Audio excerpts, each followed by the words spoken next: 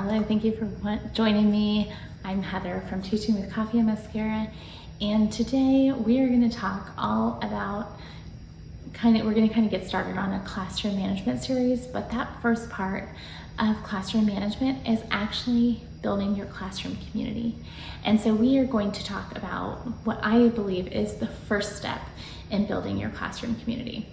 I remember many years ago when I was a student and I had to start a new school, and it was in the middle of the school year that we moved, and going in, nobody knows your name and you don't know anybody else's name, but the get to know you games and stuff, those were all at the beginning of the school year. And so you kind of just go along with your day, and you slowly meet people and learn people's names, sort of, and everybody starts to kind of know your name because you're, the new kid. But really, not knowing anyone, it just kind of makes it really hard, and it makes it feel like, they have like a little family and classroom community going, but you don't. And so I just take that experience, and I always remember that one of the most important things is knowing one another in a classroom. So that's not only knowing people's names, but their faces as well, that goes with that name. And so what I really like to do is I always start the school year out with this tip, and it is on the first day. I always take first day of school photos. I love to see how the students change. I use them in a memory book, so it's important for me to have that first day of school photo, but also I use them in a bunch of different places. And so I'm going to tell you all the places that I use these photos, and I'm going to challenge you that if you haven't done one of these things in your classroom, to try doing one of them this year. So the first thing I do is I always take kind of like a fun photo of somebody pointing. So here's an example of me, and basically, and then I go and I hang them all around the room in the first week or two, pointing to things. So maybe if I have, like a poster of like days of the week, and I put myself pointing. And so the kids are all around the room pointing to different things, and that makes it really fun. They love to see themselves, and they love to see each other.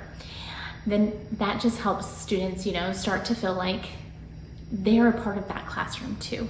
You work so hard at making that classroom kind of like a home for you and a home for them, but you want to make sure that they also feel involved. So that's kind of one fun way to get them feeling like they're involved.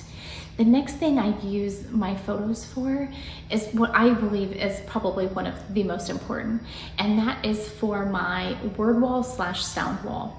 I still taught a couple of years ago, so I'm not gonna lie, I still used a word wall, but I know that now teachers are using sound walls, and you could use it for either.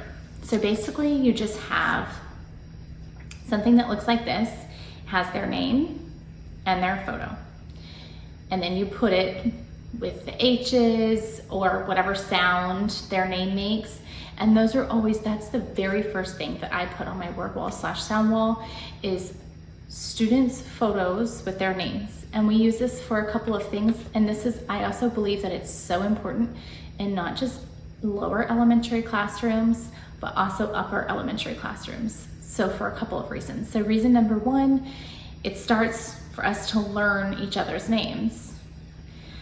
Reason number two, if I want to write my friend a letter, or I can't remember their name, I can go reference the wall and I can see their name. I can see how their name is spelt. And so I think that that's really, really important for lower grades as well as upper grades. Another reason why they are great is when another teacher comes into the room, an administrative staff, or even a substitute, it's also a quick reference for them. So I believe this is actually my number one most favorite thing that I had in my classroom were these, and the kids also love them. They love getting to hang them up. It's when we start to talk about like the word wall and where things go and why, and we always just start with their names, and it's a good introduction to that and why we use it. Then I take I actually print 2 of these copies, and I take these same things, and the next thing I do is I put them in a center. So I take that same thing and I cut them apart, And now we have puzzles. So we have a bunch of people's faces and we have a bunch of people's names. If you wanted to make it harder, you can make all the background colors the same. I only use like 4 different background colors. So it kind of helps narrow it down for them. Especially in like lower grades, you kind of want to make it easier in some ways. So you would also probably have the station set up near that word wall, and they're just finding all their friends' names. Now, if you want more ideas on how I use these kind of cards, I will have a link in the description for a reel I did on 3 different games that I play with these. That's one of them. And then the last place I use these photographs is on our job chart. So in the past, I've used student numbers so that I could reuse the cards, which is great. But I found that students took more ownership of their jobs when their face was posted up there as well as it was really easy that if we couldn't remember, you know, who was the paper passer, that the kids could also look and say, oh my gosh, it's Heather, look, it says paper passer.